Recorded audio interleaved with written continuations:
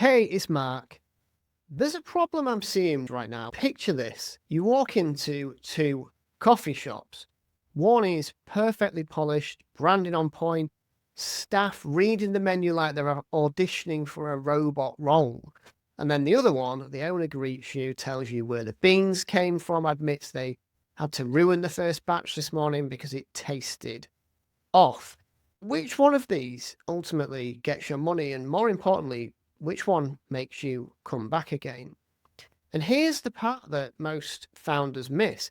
Your customers are making that exact same choice with you, whether you like it or not. And if you're still trying to look like the professional option, there's a good chance you're losing to brands that are perhaps half of your size.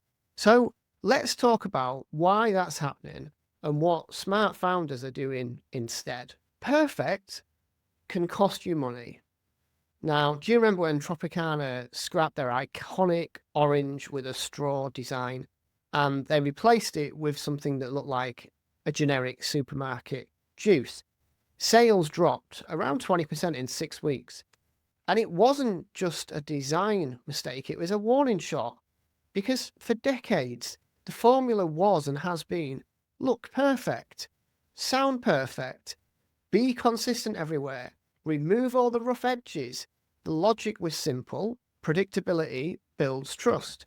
But here's what's actually happened.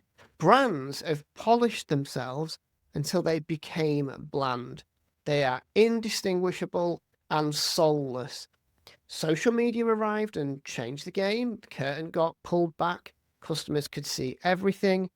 Suddenly, founders can speak directly to their audience.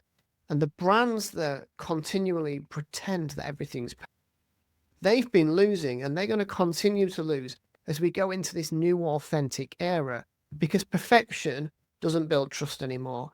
People trust the brands that make them feel human.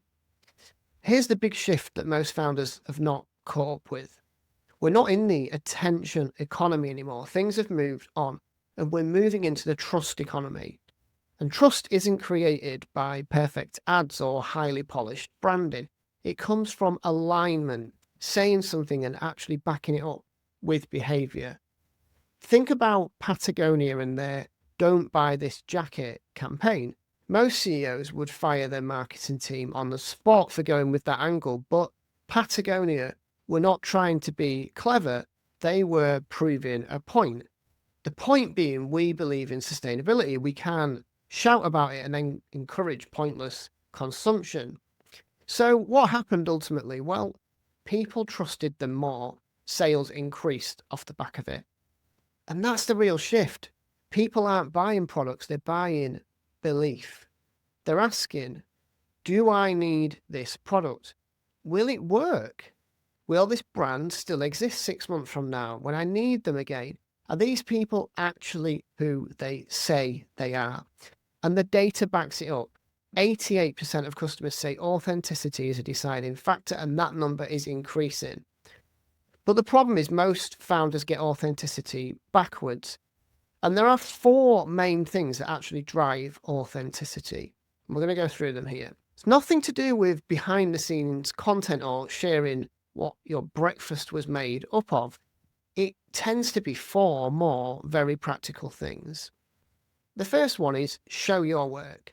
People don't just want the polished output. They want to see the journey, the messy bits, the decisions, we nearly scrapped this whole thing yesterday, but here's why we pushed through. That's what makes a brand feel real. Secondly, make sure the product actually delivers. It goes without saying. Your marketing is like writing a check for the future. The product cashes it in. And if the product doesn't deliver, there's no matter of authentic storytelling that's going to save you. It's the one thing that authenticity cannot fix. Third up, let people see the people, the humans behind the business, because customers connect with founders, your team, your values, your quirks, your reasoning. People follow people, and the brand is just the vehicle. Fourth up, use technology to find the right people. Most modern ad platforms post AI are not trying to trick people into buying. They're really desperately trying to match the right customer to the right product and the right brand at the right time. It's the Netflix effect on advertising. They don't show you what is popular, they show you what fits in with you and your individual preferences. And for the first time ever, tech allows you to scale real connection, but only if you've got something authentic and real to begin with. So essentially, there's a decision that every founder's got to make. And here's the potential fork in the road. Path one is keep trying to look like everybody else. Polished branding, generic messaging, copy and paste values, safe, predictable, forgettable, AI slop. This path will end the same way. Price competition, thinner margins, slower growth, customers treating you ultimately like a commodity, which is where you never ever want to be. Path two is where you own who you actually are. You say what you deeply believe. You build around it. You behave in a way that proves it. Stop trying to look bigger than you are and you start being clearer with your messaging than everybody else. And here's the part that you can misunderstand. It's not about oversharing or being vulnerable for the sake of it. It's about closing the gap between what you say and what you do as a business. The new competitive advantage is opening up this space. So overall, let's be straight about this very direct point. We used to live in a world where the loudest brand won, and now the most trusted brand wins. Customers are tired of being sold to. They want to be connected with. They want brands that mean something, not just brands that shout the loudest. The future won't belong to businesses with the biggest ad budget. It's going to belong to the founders who know exactly what they stand for and building a community of people who believe that too. So go and ask yourself, not what do we sell, but why do we exist? Why does this matter? And why would someone choose to buy from us twice over? Now, if you are a founder trying to position your brand for the next phase of growth, subscribe. We break this stuff down every week, and drop a link in the comments below to your store and to explain what it is that you've learned from this video and what is your brand message that ties all of your product lines and all of your messaging together.